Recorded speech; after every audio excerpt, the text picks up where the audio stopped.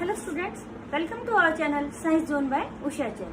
तो बेटा चलो आज हम पाठ 10 का बाकी बचा हुआ भाग यानी कि जो परावर्तन है, पाठ 10 को दो भागों में बांटा हुआ है, प्रकाश परावर्तन तथा अपवर्तन। तो परावर्तन का हमारा छोटा सा टॉपिक बचा हुआ है, तो उसको हम इस भाग में कंप्लीट करते हैं। तो अभी तक हमने परावर्तन से संबंधित कुछ परिभाषाएं, परावर्तन क्या है, ये सब बाकी हमने पीछे वाले जो वीडियो है उनमें बताया हुआ है। आज हम करेंगे जो परावर्तन से संबंधित सवाल आते हैं। बेटा इस पाठ से ज्यादातर क्या आता है आपका, एक तो कुछ परिभाषाएं आ सकती हैं, या फिर इस सवाल से, इस जो पाठ से ज्यादातर क्या आते हैं, सवाल आते हैं। जो आप सवाल करते हैं तो उसमें चिन्ह कैसे लेंगे, कौन से, किसका हम प्लस लेंगे, किसका हम माइनस लेंगे, तो उसके लिए यानी कि गोलीय दर्पण के जो परावर्तन के दौरान हम कौन सी चिन्ह परिपाटी का प्रयोग करते हैं। तो एक प्रश्न आता है, कई बार ये पेपर में आता भी है कि भाई या तो नई कार्तीय चिन्ह परिपाटी क्या है, ऐसे भी प्रश्न आ सकता है, या फिर गोलीय दर्पणों के जो परावर्तन है उसके लिए हम कौन सी चिन्ह परिपाटी का प्रयोग करते हैं, उसको समझाइए। तो चलो हम करते हैं इसके लिए बेटे।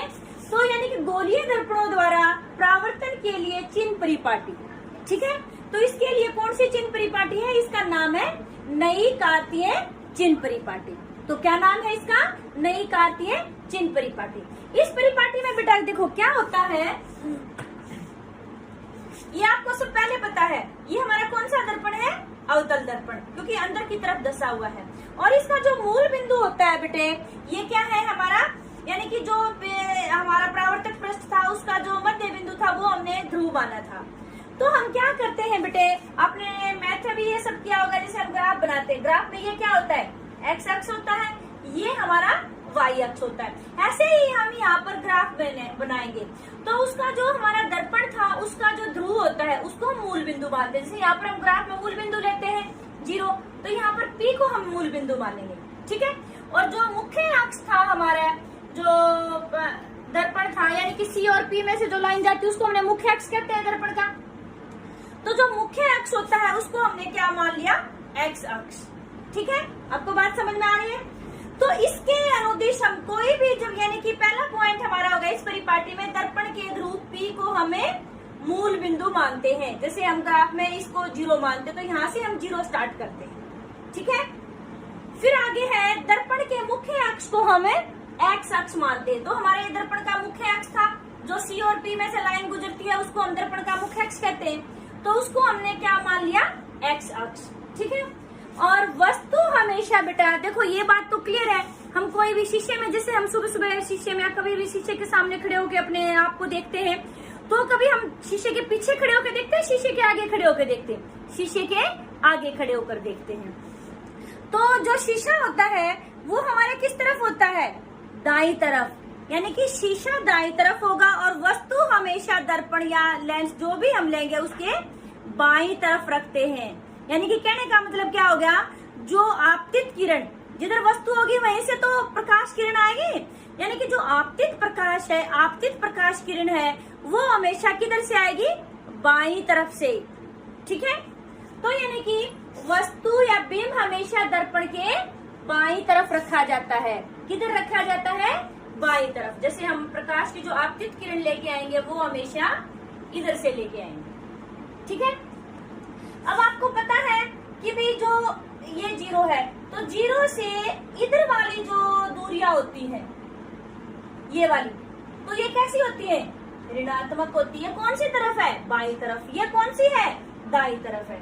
दाईं तरफ वाली दूरियां जैसे हम ऐसे नापेंगे तो कैसी होती है, धनात्मक होती है। तो यही बात यहाँ पर आती है बेटे, मुख्य अक्ष के समांतर सभी दूरियां ध्रुव P से नापी जाएंगी। जैसे हम P से कितना इधर है, कितना उधर है, जो भी दूरी हमें नापनी है, तो मूल बिंदु किसको नापेंगे, मानेंगे, P को मान लेंगे। मूल बिंदु से दाईं तरफ की दूरियां, तो दाईं तरफ इधर होगी, तो इधर कोई भी दूरी जब हम नापेंगे तो वह कैसी होगी, धनात्मक।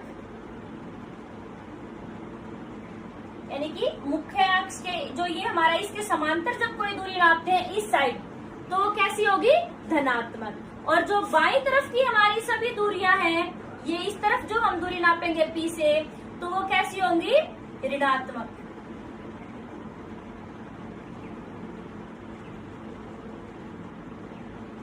ठीक है, ये तो हमारी होगी कि भी हमारा इसके जो मुख्य एक्स था इसके समांतर दूरी नाप रहे, कभी दाई तरफ नापेंगे तो धनात्मक आएंगे, बाई तरफ नापेंगे तो ऋणात्मक आएंगे। अब मान लो आपने जो किरण आरेख किए थे बेटे, उसमें किसी में तो प्रतिबिंब जो हमारा P था उसके सामने बन रहा था, तो जब सामने बनता है तो प्रतिबिंब की दूरी कैसी आएगी, ऋणात्मक आएगी, और उसके पीछे बन रहा है तो प्रतिबिंब की दूरी धनात्मक आएगी। फिर आता है कि जो हमारा मुख्य अक्ष के लंबवत, लंबवत तो यानी कि ये हो गया वाई अक्ष, या तो नीचे की तरफ या ऊपर की तरफ, यानी कि जो परपेंडिकुलर डालते हैं हम मुख्य अक्ष एक्स अक्ष पर, तो इसके लंबवत ऊपर की तरफ मापी गई दूरियां, जैसे हमने ऊपर की तरफ दूरी जो मापी है, तो ऊपर की तरफ कैसी होती है वाई में, तो ऊपर की तरफ तो धनात्मक, और नीचे की तरफ जो दूरी नापेंगे वो कैसी हो जाएगी, ऋणात्मक हो जाएगी। तो बेटा कोई भी आपको न्यूमेरिकल निकालना है, वहां पर जब न्यूमेरिकल होगा तो वहां पर जो वैल्यू होगी उसमें प्लस या माइनस नहीं दिया मिलता, सिर्फ ऐसे दिया मिलता है। कोई बिंब दर्पण से 10 मीटर की दूरी पर रखा है, तो आपने जो दूरी लेनी है, अभी आपने पढ़ा कि जो वस्तु है वो किधर रखी जाएगी, बाईं तरफ, तो दर्पण की दूरी हमने, दर्पण से दूरी हमने कह दिया कि 10 मीटर, तो हम कैसे लेंगे उसको, -10। समझ में आई बात? तो आपकी ये थी कार्तिकेय चिन्ह परिपाटी। ये हमारी कई बार 4 नंबर में प्रश्न आता है कि भी जो गोलीय दर्पण द्वारा परावर्तन के लिए कौन सी चिन्ह परिपाटी का प्रयोग किया जाता है उसको समझाइए। इसमें आपको ये चित्र बनाना है और आपको ये पॉइंट्स लिखने हैं। क्लियर बेटा? नेक्स्ट आपका आता है दर्पण सूत्र। फिर जो न्यूमेरिकल करते हैं उसमें उस सूत्र का प्रयोग होता है, तो वो होता है हमारा दर्पण सूत्र, यानी कि वह सूत्र जो दर्पण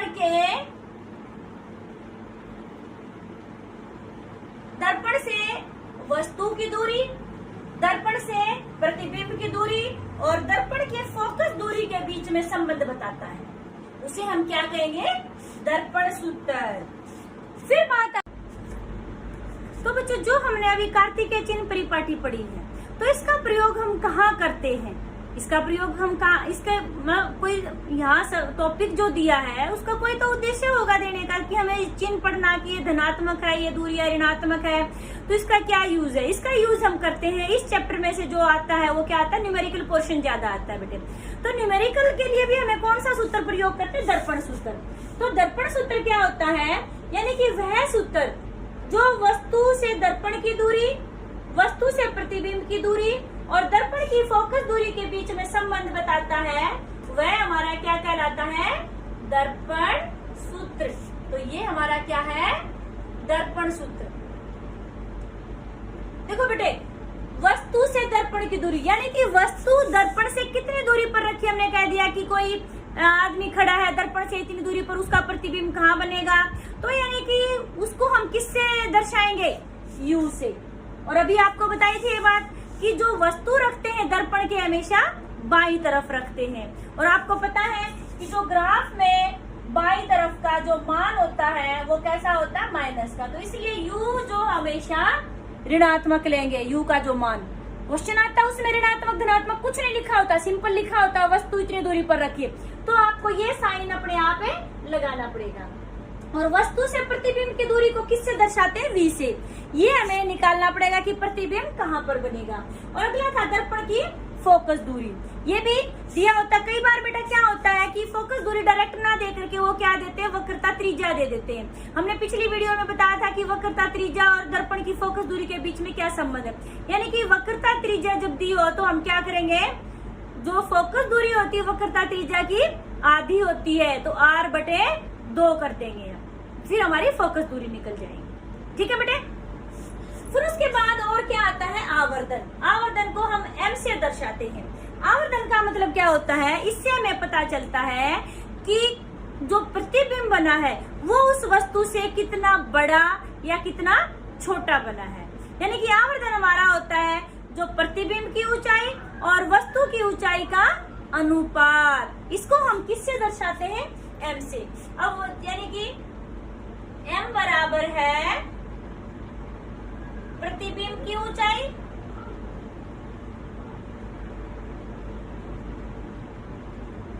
और वस्तु की ऊंचाई। प्रतिबिंब की ऊंचाई को हम h डैश से दर्शाते हैं बेटा, ये हमेशा याद रखना, और वस्तु की ऊंचाई को h से दर्शाते हैं। तो यानी कि m हमारा हो गया h डैश बटे h। या फिर कई बार क्या होता है बेटे, ये प्रतिबिंब या वस्तु, मतलब वस्तु की ऊंचाई भी नहीं पता हमें, प्रतिबिंब की ऊंचाई भी नहीं पता हमें, फिर भी वो पूछ लेते हैं कि जो है वस्तु कितनी आवर्धित होगी, मतलब बड़ी बनेगी या छोटी बनेगी। तो हम एक तरह से और भी निकाल सकते हैं।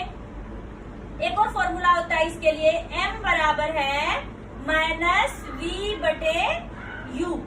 v क्या था, वस्तु से प्रतिबिंब की दूरी, और u क्या था, वस्तु से दर्पण की दूरी। तो इसके लिए m के लिए हमारे दो सूत्र हो गए, h डैश बटे h या फिर माइनस v बटे u। तो इनमें से हम किसी से भी निकाल सकते हैं। तो देखो बेटे, यहाँ एक चीज क्लियर हो गई हमारी। एक तो m से हमें क्या पता चल गया कि वस्तु कितनी बड़ी बनी है या कितनी, जो प्रतिबिंब बना है वस्तु का, वस्तु से कितना बड़ा बना है या छोटा बना है। अब हम वैल्यू तो हमें पता चल गई m की, अब हमें क्या पता चला कि भी वो बड़ा बना है छोटा बना है या कैसा। तो ये कुछ ट्रिक्स है बेटे, आपको याद रखनी है। जब m की वैल्यू 1 आई तो यानी कि जो प्रतिबिंब है वस्तु का आकार बराबर है प्रतिबिंब का आकार। किसमें बनता है ये, समतल दर्पण में, और जो हमारा अवतल दर्पण था उसके सी पर रखी वस्तु में भी। और जब m की वैल्यू 1 से छोटी आती है, यानी कि दशमलव में है, 0 पॉइंट समथिंग है, तो यानी कि प्रतिबिंब छोटा है।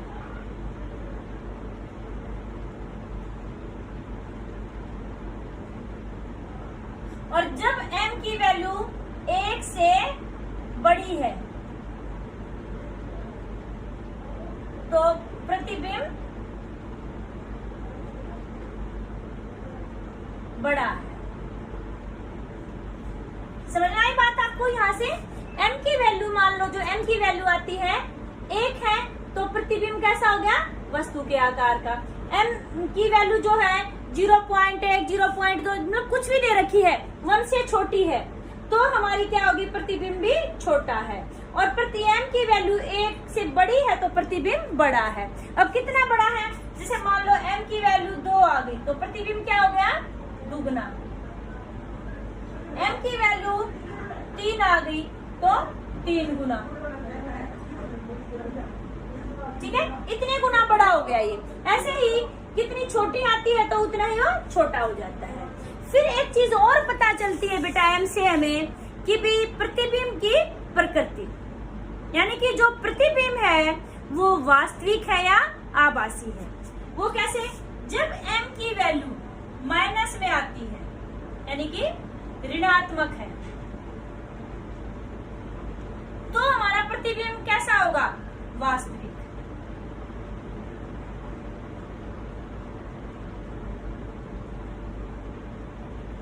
और m की वैल्यू धनात्मक है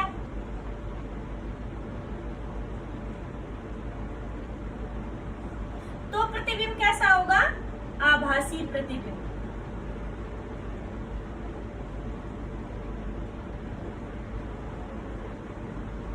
समझ में आए ना।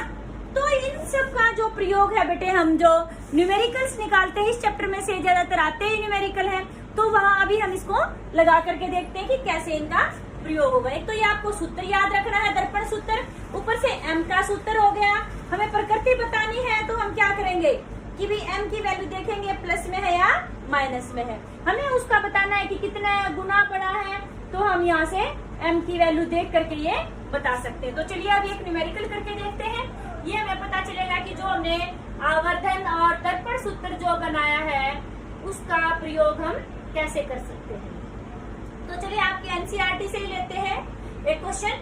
सबसे पहले बेटा बात होती है कि आप क्वेश्चन को बिल्कुल एक बार नहीं 2 बार बिल्कुल ध्यान से पढ़ेंगे, फिर उसके बाद आप ये देखेंगे कि भी जो आपका ये क्वेश्चन है उसमें क्या दिया हुआ है।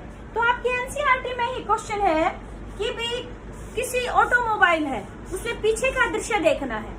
पीछे का दृश्य देखने के लिए आप क्या करेंगे, कौन सा दर्पण लगाएंगे, उत्तल दर्पण। तो इन्होंने भी यही दिया है कि कोई ऑटोमोबाइल है, उसमें पीछे का।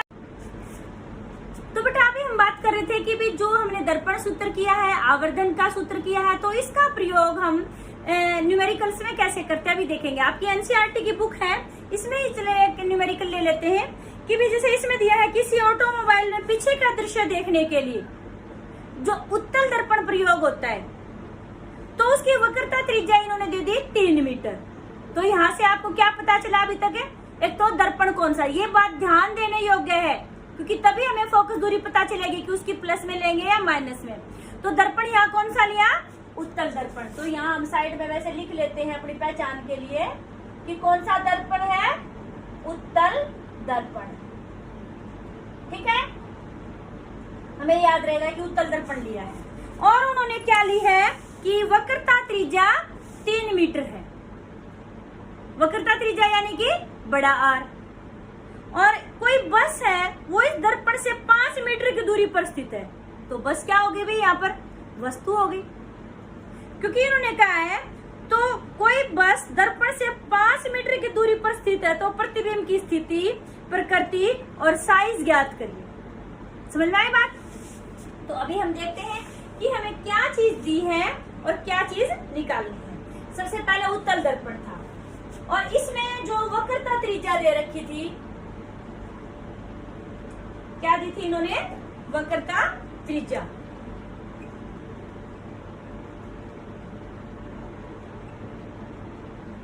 कितनी दे रखी है इन्होंने वक्रता त्रिज्या, 5 मीटर। और क्या दिया है इन्होंने कि दर्पण से वस्तु की दूरी,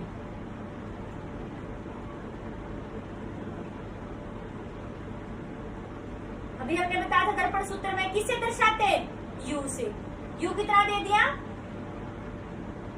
सॉरी वक्रता त्रिज्या 3 मीटर दी है और दर्पण से वस्तु की दूरी 5 मीटर दी है। अब हमें क्या निकालना है, जो चीज दी है वो लिखो, जो निकालना है वो भी लिखो।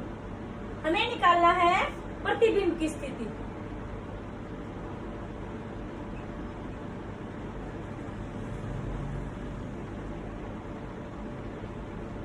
प्रतिबिंब की स्थिति यानी कि V निकालना है हमें। और क्या निकालना है, प्रतिबिंब का साइज।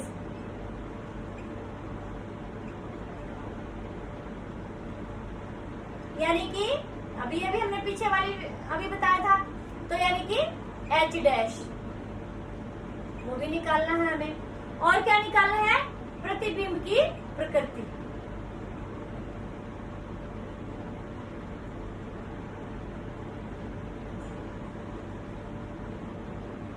ये चीजें हमें पता करनी है। अब बेटा देखिए कि भी इन्होंने हमें वक्रता त्रिज्या दी है। पीछे वाली वीडियो में हमने बताया था वक्रता त्रिज्या यानी कि R और F के बीच में क्या संबंध है। R क्या होता है, फोकस दूरी का डबल होता है। तो यानी कि F बराबर है R/2। तो R कितना दिया हुआ इन्होंने, 3। तो यानी कि 3/2 यानी कि 1.5 मीटर। तो अब देखिए अभी हमारा दर्पण सूत्र लिखिए।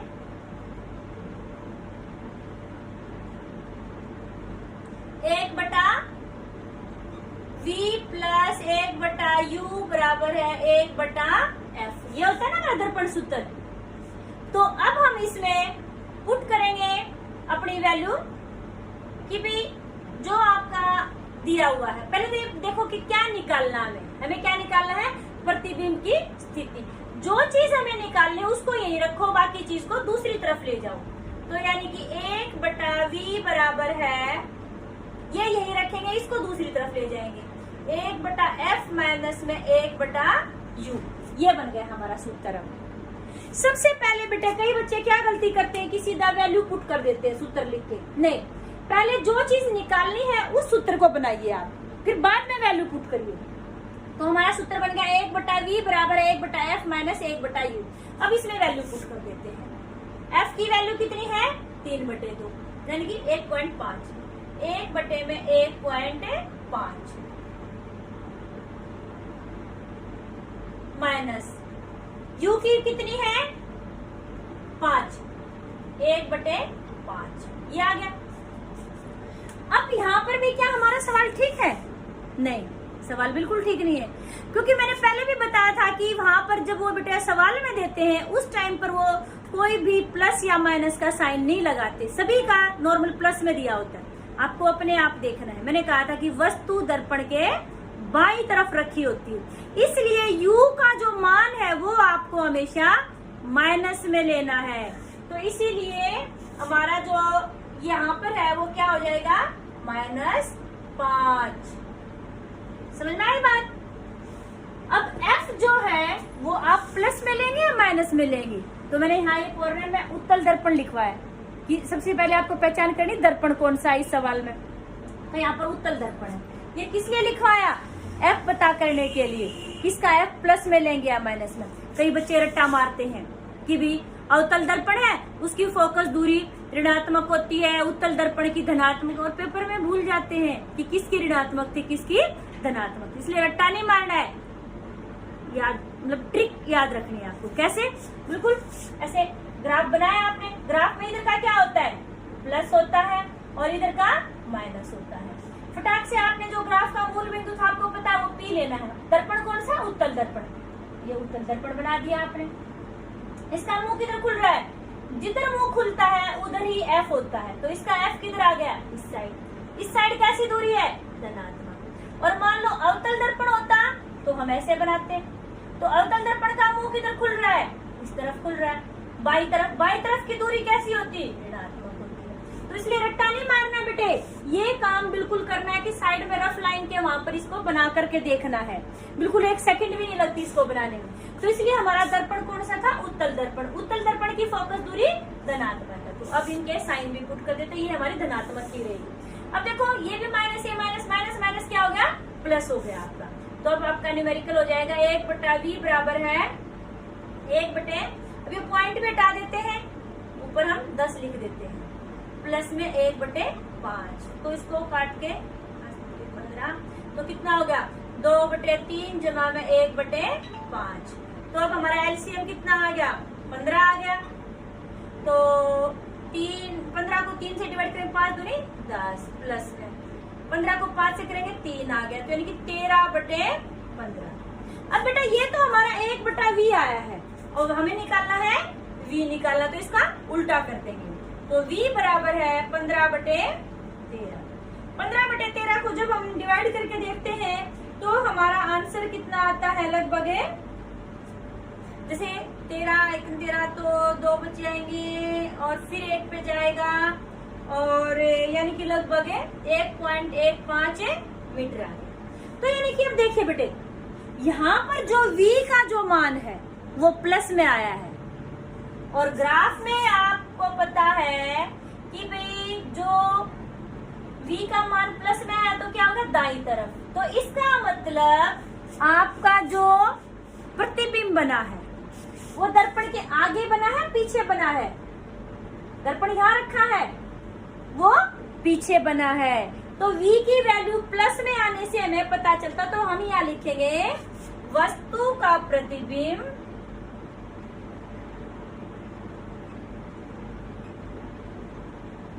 दर्पण के पीछे 1.15 मीटर की दूरी पर बना है। समझ में आई बात आपको? तो यहाँ से हमें प्रतिबिंब की स्थिति का पता चल गया। अभी हमें क्या बताना है? प्रतिबिंब का साइज। प्रतिबिंब का साइज किससे पता चलता है? आवर्धन से पता चलता है। तो यानी कि अभी हमें पता था कि m बराबर है, क्या होता है? मैंने बताया था कि भी मान लो वस्तु का साइज दे रखा है तो आप कौन सा सूत्र लगाएंगे? h'/h। अब वो नहीं दे रखा है हमें और फिर भी आवर्धन पूछा है, साइज पूछा है, तो हम कौन सा सूत्र लगाएंगे? -v/u। तो हम लगाएंगे यहाँ पर -v/u। ठीक है। अब v का मान कितना आया है? ये आया है, अब माइनस तो हमारे सूत्र में है और ये मान है हमारा 1.15 और u का मान कितना है हमारा 5। लेकिन u को भी हमेशा हम जब मान रखेंगे तो माइनस का करेंगे, माइनस माइनस प्लस हो गया हमारा। तो अब हमारा हो गया, ये पॉइंट हटा दिया हमने, तो इसको हम काट लेते हैं 5 से। 5 दूनी 10, 5 एकम 5, 5 यानी कि 0.21। ठीक है, ये आया है आपका।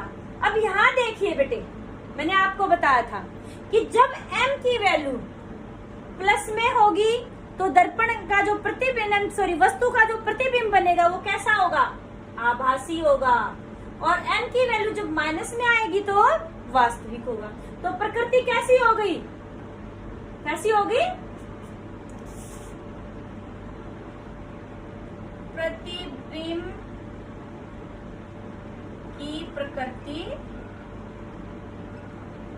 आभासी है। ठीक है, तो और ये देखो मैंने कहा था कि जब पॉइंट्स 0 पॉइंट समथिंग आती है वैल्यू, तो इसका मतलब प्रतिबिंब छोटा बना है। लेकिन हमें तो यहाँ पर एग्जैक्ट निकालना था कि भी प्रतिबिंब का साइज कितना है। तो यहाँ से हम निकाल सकते हैं उसको कि भी, यानी कि हम ये कहेंगे कि जो प्रतिबिंब है वस्तु से 0.21 गुना छोटा है। क्योंकि यहाँ हमें वस्तु की ऊंचाई नहीं दे रखी, वस्तु की ऊंचाई दी होती तो हम निकाल सकते थे उससे। लेकिन यहाँ हम ये बताएंगे कि प्रतिबिंब वस्तु से 0.21 गुना छोटा है। तो हम यहाँ लिखेंगे प्रतिबिंब वस्तु से 0.21 गुना छोटा है।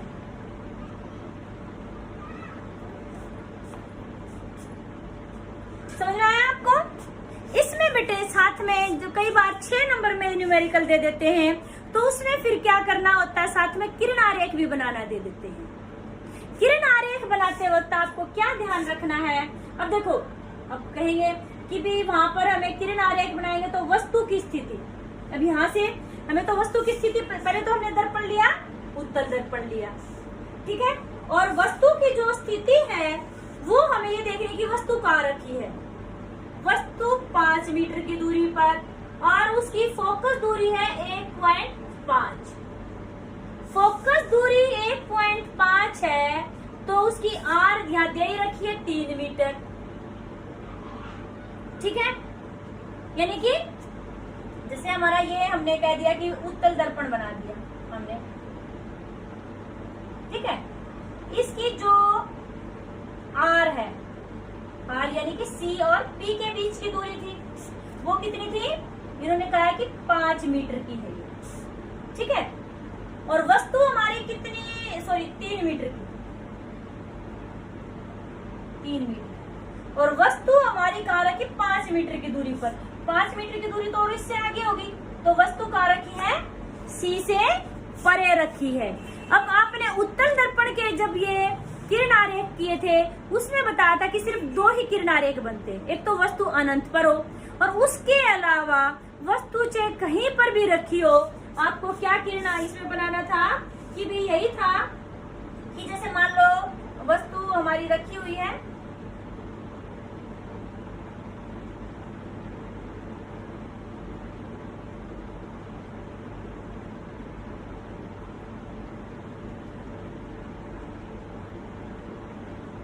और एक हमने सी में से गुजार दी, तो ये हमारा प्रतिबिंब बना है, ये एफ था, एफ और सी के बीच में बना है, और ये छोटा बना है और सीधा आभासी बना है।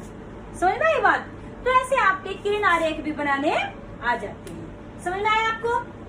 तो इस तरह से हमें पता चला है कि भाई हम जो हमने दर्पण सूत्र पढ़ा है, चिन्ह परिपाटी पढ़ी है, तो इसका हम प्रयोग कैसे कर सकते हैं, इसका न्यूमेरिकल कैसे निकाल सकते हैं।